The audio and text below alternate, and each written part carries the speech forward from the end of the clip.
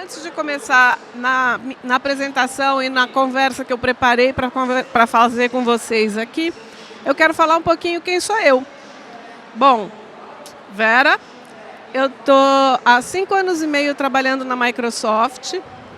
Eu comecei estudando engenharia, fiz vários anos de engenharia, trabalhei com programação, dei aula de programação. Depois eu desisti da engenharia, fui para a economia. Sempre carreiras com um universo bastante masculino. Quando eu entrei na engenharia, nós éramos 4 mulheres em 90.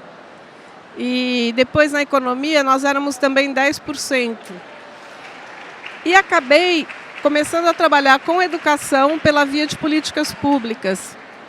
E fiquei na educação, me apaixonei, fui contaminada por esse vírusinho que é trabalhar com educação e trabalhar particularmente com educação pública, fazendo a diferença, trabalhando sempre para que as pessoas pudessem aprender mais, porque eu acredito fortemente, quanto mais eu vivo, mais eu acredito nisso, que educação transforma, que é pela educação que a gente muda a vida da gente, que a gente muda o nosso entorno e que a gente muda o nosso país. É assim que a gente constrói. Bom, falando sobre a condição de mulher. Eu sou mãe, eu tenho 2 filhas e sou madrasta de 2 outras que já vieram prontas para mim. O nome eu acho feio, elas às vezes falam que eu sou a boadrasta, mas porque a gente está junto há muitos anos, muitos e muitos anos. E eu sempre fui uma mulher muito independente, eu trabalhei a minha vida inteira e eu sempre trouxe esse valor para as minhas filhas, de 1º e 2º grau, aí, né? E as 4 são independentes. A minha filha mais velha tem síndrome de Down, tem 30 anos e tem o trabalho dela. E ela faz questão de trabalhar e de ter o trabalho dela. Ontem era para ela ter ido ao dentista, ela disse que ela não podia ir ao dentista não, que ela ia ter que faltar no trabalho, que as pessoas contam com ela e que ela não pode faltar. Então a gente vai ter que arranjar um outro horário para o dentista. Isso é super importante e na minha vida pessoal várias coisas aconteceram e aí eu falo para elas que se não fosse pelo meu trabalho, a gente estava morando debaixo da ponte. Não sei se é exagero, mas a gente ia estar numa situação muito difícil, porque assim, várias coisas aconteceram e eu passei a ser a mulher que sustentava a casa e que sustenta até hoje. E sou uma das cerca de 40% de mulheres que chefiam domicílios no Brasil. Então, essa nossa conversa é extremamente importante por todo esse conjunto de coisas que eu estou falando. Eu não acredito que exista liberdade se você não tem uma capacidade de se bancar. Então, assim, independente de qualquer coisa, ter a sua profissão, seja do ponto de vista financeiro, seja do ponto de vista de realização, é alguma coisa que faz parte da vida da gente, que é essencial na vida da gente. Então, eu sou uma feminista teórica e prática, extremamente prática.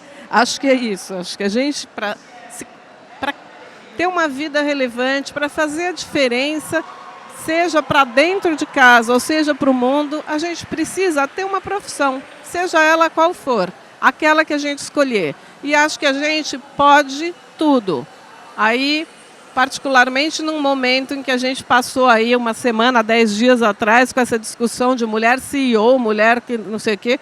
Gente, não. A gente não pode aceitar esse tipo de coisa e a gente tem que ir. Não precisa ser pela briga, mas é pela batalha. É pela batalha que a gente vai. Bom, falando sobre isso, vamos pegar alguns... Eu comecei com alguns fatos que a gente tem no Brasil. Se a gente for olhar em termos de empreendedorismo, nós somos 53% dos empreendedores no Brasil. Tá? Se a gente for olhar, então, de usuários de tecnologia, 85% das mulheres hoje usam recursos de tecnologia. Porém, quando a gente vai olhar... Qual que é o pointer? Bom, quando a gente vai pensar em termos de startups, só 5% são fundadas por mulheres. Isso já mostra uma enorme discrepância entre o que é ser empreendedora E eu não estou dizendo que é mais ou que é menos, aqui é só um dado, porque é tão importante a gente trabalhar em outras áreas quanto na área de tecnologia. Mas, objetivamente, a gente está muito subrepresentada na área de tecnologia. E quando a gente pensa nessas duas informações, elas são bastante coligadas. Só 2,2% do financiamento de risco para empresas é destinado a mulheres, tá? Bom, vamos direto para a tecnologia, de onde a gente parte. Então, em 2020, a gente tinha 12,2% das ocupações de tecnologia ocupadas por mulheres, tá? E essa participação feminina, ela cresceu bastante entre 2015 e 2022, mas a gente continua com uma representação bastante baixa. É importante que a gente cresça, mas a gente tem que ir mais. Bom, em termos de escolarização, a gente tem uma situação que já faz um bom tempo em que as mulheres estudam mais do que os homens. A gente é a maioria dos concluintes de ensino médio, a gente também é a maioria dos concluintes de ensino superior. Só que, quando chega nas áreas de tecnologia e de STEM, que inclui tecnologia, a gente cai bastante. Então, nós somos só 30% do total de concluintes nas áreas de tecnologia, nas áreas de STEM. E nas áreas de tecnologia, a gente é menos ainda. E, na verdade, apesar da gente estar crescendo em números absolutos em termos de mulheres que se graduam em tecnologia, a nossa participação caiu porque os homens, o total cresceu muito mais, tá? Então, se a gente olhar aqui nesse gráfico, a gente consegue ver que nós tínhamos 15,3% de participação nos graduados de tecnologia em 2015, nós somos 14,8% em 2021.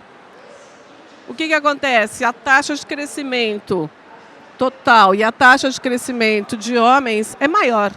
Então, é assim, isso aqui não é porque mulher não tem vocação para cursos de tecnologia ou para cursos de ciência. Isso aqui é resultado de um conjunto de fatores que levam a essa situação. E é aí que a gente precisa atuar. Então, nós temos que mudar essa realidade. Agora, por que a gente tem que mudar essa realidade? Porque TI é a área de trabalho que mais cresce no mundo. Tá? Se a gente for ficar tímida, a gente vai ter a menor capacidade de ocupar as profissões que estão nascendo, as profissões que vêm por aí. Então, não é só porque a gente quer ocupar espaço, é porque a gente precisa se atualizar e olhar para o que vem acontecendo em termos de empregabilidade no Brasil e no mundo, tá? Bom, vamos lá. Quais são os maiores problemas? Desde logo, o desafio, a gente começa aqui com discriminação e preconceito. Discriminação e preconceito está colocado desde quando a gente é criancinha, que fala assim, mulher vem para cá, homem vem para cá. Mulher vai para determinadas profissões, isso é profissão de homem. Ciência é coisa de homem, tecnologia é coisa de homem. Isso é alguma coisa que a gente não pode aceitar, tá? O que tem também? Tem falta de representatividade e incentivo. Eu acho que assim, nós mulheres que estamos em tecnologia, nós temos a obrigação de falar para vocês, de fazer o discurso mostrando que tecnologia não é coisa de homem. Tecnologia é lugar de mulher, sim, tá? E aí a gente tem a questão das diferenças salariais, que não são exclusivas à área de tecnologia, que elas estão em todos os lugares. Então, o que acontece é que as pessoas acabam se acomodando e escolhendo coisas que são mais clássicas, que mais normalmente funcionam para mulheres, ao invés de tentarem bancar uma carreira diferente, onde você realmente gosta. E tem a questão da autocobrança e da síndrome de impostora. Gente, isso aqui é essencial, é muito importante. A gente tem, até quando eu estava pesquisando alguns dados para vir falar para vocês, eu fiz um curso no LinkedIn Learning falando exatamente sobre isso. e que diz que alguma coisa que a gente se identifica. A gente é extremamente perfeccionista. A gente tem que dar conta de um universo muito grande de tarefas na vida da gente, no mundo, e a gente, para se posicionar e para fazer alguma coisa, já que existe a discriminação e preconceito e a desconfiança da mulher ali, a gente tem que se provar muito. E a gente tem que se provar mais ainda para nós mesmas. Então, essa questão de síndrome de impostora, ela pega todo mundo, todas nós. Eu me pego em vários momentos falando alguma coisa para mim que menospreza a minha capacidade e que me coloca numa situação de que assim, eu tenho sorte. Uma coisa que é menos em função da minha capacidade, muito mais em função da minha, digamos, sorte. A gente faz isso porque a gente não acredita que a gente seja capaz. Isso é alguma coisa comprovada quando a gente fala com recrutadores no mercado de trabalho. Eles têm isso muito presente. E essa questão da síndrome de impostora não é mais ou menos. É alguma coisa super importante que a gente precisa desconstruir. Tá? E aqui eu acho que tem alguns exemplos. Outro dia eu estava conversando com uma pessoa, ele é CIO dentro de uma universidade, e ele estava me contando que ele tinha uma vaga de gerente e que ele fez questão de colocar uma mulher. Quando ele foi conversar com ela, ela falou, mas eu acho que eu não tenho capacidade para isso. Não faz mal, você tem, mas a gente vai trabalhar junto, porque você vai assumir, porque isso é importante para a instituição. Então, esse tipo de coisa que eu acho que faz toda a diferença e que traz a gente para uma situação de reconhecimento de que a gente precisa de aliados. Isso não é uma briga de mulheres, isso é uma briga da sociedade. Incluir mulheres é uma questão que todo mundo precisa trabalhar por. E a gente, para fazer inclusão, qualquer que seja ela, a gente nunca faz sozinho. A gente tem que buscar os aliados. Então, o que eu quero dizer com isso é que, assim, gente, não vamos criar essa briga das mulheres, mas vamos trazer quanto mais homens a gente puder para dentro dessa batalha. Isso é super importante. Por isso que comentários do tipo daquela discussão que aconteceu acho que foi no Instagram, a semana passada, são altamente prejudiciais. E eu acho que é importantíssimo que todo mundo se manifeste. Não só mulheres, como a gente viu muita mulher se manifestando, mas homens. A gente sente a falta dos homens se manifestarem ali também. Eu não vi nenhuma manifestação assim, mais forte de algum homem. Eu vi um, mas assim, meio suave. A gente precisa que os homens comprem essa batalha junto com a gente. A gente precisa, sim, de políticas afirmativas. E por políticas afirmativas, quando eu falo de políticas, eu falo aqui que sejam por parte de empresas, que sejam por parte da sociedade, que sejam por parte do governo. Que a gente precisa de políticas para mudar essa realidade, para trazer mais mulheres para o mundo da tecnologia, para o mundo das ciências. E a gente precisa de ações. E ações estão no campo de atuação de cada um de nós. Então, isso é alguma coisa que a gente tem que assumir e que a gente tem que fazer para que a gente mude de fato. Tá? Bom, do plano das ações e das políticas, existem. Então, eu trouxe aqui um resumo de um documento que é da ONU e do Pacto Global, que coloca alguns itens que a gente precisa buscar e que a gente precisa seguir para que a gente transforme essa realidade. Legal, ótimo. Tá? Mas aí a gente precisa trabalhar com isso aqui de forma a organizar políticas e ações que deem conta da gente fazer essa diferença. Tá? Muitas delas estão dentro do âmbito corporativo. Agora, na prática, vamos para a educação, que é o tema da palestra, que é aqui. Como a gente vai incluir as mulheres? Dimensão cultural é a primeira coisa. É parar com essa história de profissões de homens e profissões de mulheres. O que é para menina e o que é para menina. Isso não existe. Isso não existe, nunca deveria ter existido e não pode existir. No mundo de hoje não existe essa possibilidade, tá? Essa é uma barreira importantíssima que a gente tem que quebrar. E aí eu sempre falo para as minhas amigas que têm filhos homens que elas têm uma responsabilidade enorme, enorme em mudar o mundo. Porque nós que temos filhas mulheres, a gente até faz o discurso, mas as que têm filhos homens têm que ajudar nisso também, tá? Quando a gente parte para a questão da escola, o foco em ciências, em lógica, em pensamento computacional, desde cedo na educação, isso é fundamental também. A gente aprende, de certa forma, algumas coisas. Quando eu estava na escola, a gente aprendia matemática, ciências, mas sempre de uma forma chata. A gente tem que trabalhar com ciências e com STEM em geral, de uma maneira muito mais lúdica para atrair.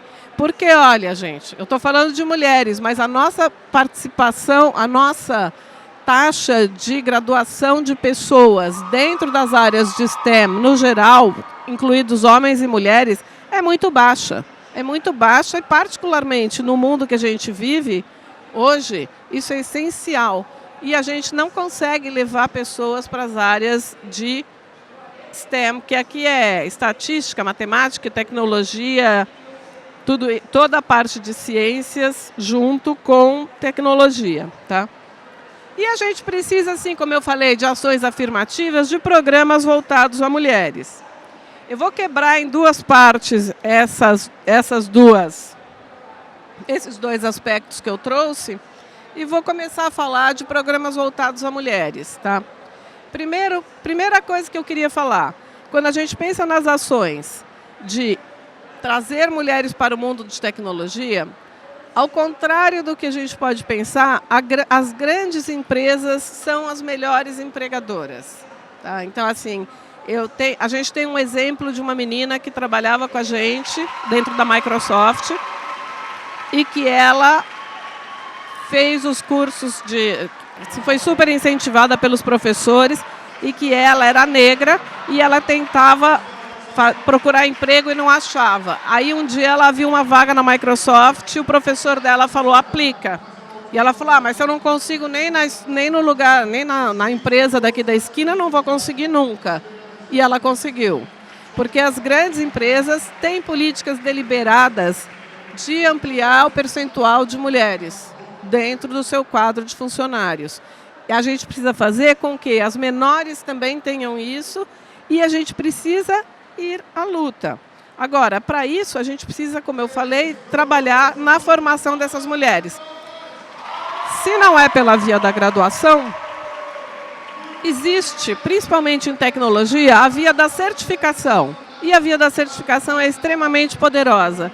Então, com cursos de curta duração, relativamente ao que é uma graduação, a gente consegue, primeiro, organizar a nossa formação e criar uma possibilidade de entrada no mercado de trabalho de uma forma qualificada e progredir nesse mundo desse trabalho. Eu sempre falo que a certificação, inclusive, ela pode ser vista como um degrau para você trabalhar no que é a sua inserção no mercado de trabalho enquanto você eventualmente faz uma graduação. Porque você pode garantir um acesso a esse mundo do trabalho de uma maneira mais rápida, que te garante dinheiro, inclusive, para você pagar a faculdade, continuar estudando e ajudando na sua família, tá? Então, eu trouxe aqui alguns exemplos. Então, basicamente, quando a gente fala em Mais Mulheres Tech, essa é uma plataforma da Microsoft que oferece cursos gratuitos para as pessoas e para mulheres, para que a gente possa trazer cada vez mais mulheres para esse mundo. Tem vários programas, tá? Então, a minha dica é, entrem em Mais Mulheres Tech Microsoft, ali tem várias outras empresas, também tem programas específicos para mulheres. E tem os programas gerais de formação também, que as mulheres podem entrar. Esses são específicos voltados para mulheres, tá? E eu também trouxe uma ONG como exemplo, que é esse Tech Girls, que trabalha exatamente nessa área, formando mulheres, podem ser jovens ou não, mulheres, nas áreas de tecnologia. Tá? Bom, quando a gente fala, então, de tecnologia, eu trouxe aqui agora alguns dados para piorar um pouquinho essa situação que a gente estava falando. Olha o que a gente está vivendo. Se a gente teve tecnologias muito recentes, por exemplo, um celular. O celular demorou 16 anos para chegar a 100 milhões de usuários. A internet, foram necessários 7 anos para que 100 milhões de pessoas passassem a usar a internet. O Facebook, que agora também já ninguém mais usa, mas demorou 4,5 anos. E quando foi lançado o ChatGPT, o ano passado, em 3 meses, simplesmente 100 milhões de pessoas começaram a usar. Ou seja, todo mundo usa. Qual é o impacto que tem aqui? Eu peço desculpa que ficaram algumas coisas em inglês. Mas quando a gente olha do ponto de vista de empregabilidade, essa realidade que a gente tem muda completamente quais são as competências necessárias para um emprego. O que eu estou dizendo aqui? Que para qualquer emprego a gente tem que ter competências relacionadas à tecnologia ou que, do ponto de vista da formação geral, são muito propiciadas pelo uso de tecnologias nas escolas. Então, assim, nós temos uma mudança, seja no comportamento do mercado de trabalho, seja no comportamento do que é esperado que a escola entregue, desde a educação básica até o ensino superior, para esse mundo do trabalho, que inclui empreendedorismo e que inclui emprego mesmo. Volto a dizer que dentro da Microsoft a gente tem aqui um caminho para que a gente consiga atingir pelo menos o que se espera minimamente nesses objetivos. Então a gente trabalha desde formação de educadores com programas para formar os educadores a trabalharem nessa nova realidade. A gente também tem cursos para preparar as pessoas para usarem as ferramentas Office, que são requerimentos necessários para o mundo do trabalho. A gente tem também, daí, quando a gente chegar para cá, né, aqui a gente já está falando em certificações técnicas, em cursos técnicos. Tudo isso está disponível gratuitamente. E a gente tem programas para trabalhar junto com as escolas para que os seus estudantes já possam fazer tudo isso. Agora, vamos para o outro lado. Ali a gente estava falando na parte mais técnica, agora eu vou falar para a parte básica da educação, a educação básica mesmo. Nós temos ferramentas que são gratuitas para todas as escolas, que são ferramentas para a gente trabalhar com aquilo que são as habilidades fundamentais, com aquilo que a gente chama habilidades do futuro, que eu não gosto desse nome, porque elas não são mais do futuro, elas já são do presente, e para trazer dados para dentro da educação. Tá? Quando a gente fala nas habilidades fundamentais, a gente tem ferramenta específica para trabalhar a leitura.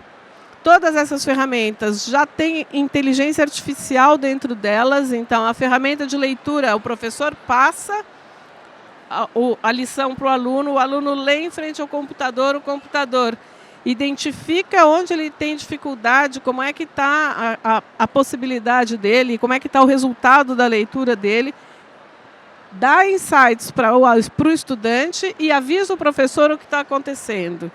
Tá? Então, o professor consegue, com esses insights, pensar em estratégias para melhorar a competência leitora dos estudantes. Matemática está sendo lançado agora, exatamente nesse mesmo modelo. A gente já tem algumas outras ferramentas, mas para matemática isso também é bom. Do ponto de vista de bem-estar, a gente tem uma ferramenta que se chama Microsoft Reflect, que é extremamente importante. Quando a gente vai para habilidades do futuro, oralidade, comunicação é essencial. Essa ferramenta já está disponível em inglês e agora no final do ano ela vai estar disponível em português também, dentro das ferramentas gratuitas. E ela trabalha com o discurso do aluno, ensina o estudante a falar, a fazer apresentações. de pesquisa. Como é que eu faço uma pesquisa na internet? Como é que eu defino prompts para conseguir obter de maneira correta aquilo que eu preciso? E como eu falei, os insights. Então, essas são formas que a Microsoft entende que sejam como a gente pode ajudar a transformar a educação para todos e incluir a todos no mercado de trabalho. Aqui tem um pouquinho do que é o Microsoft Reflect.